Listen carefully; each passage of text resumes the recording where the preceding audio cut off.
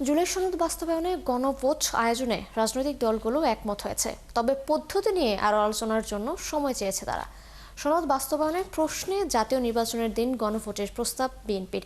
কোনো কোনো দল আগে গণভোট চায়। এ নিয়ে আলোচনার জন্য ৮ অক্টোবর আবারও বৈঠক করবে জাতীয় ঐকমত্য কমিশন। মিল্টন আনোয়ারের প্রতিবেদন। জুলাই সনদ বাস্তবায়নের আইনগত প্রক্রিয়া কি হবে চতুর্থ দফায় ঐকমত্য কমিশনের আলোচনায় সেটাই ছিল মূল বিষয়। বিএনপির পক্ষ থেকে বলা হয়, সাংবিধানিক আদেশের মাধ্যমে সনদ বাস্তবায়ন করা যাবে না, কারণ এই সরকারের সেই ইখতিয়ার নেই।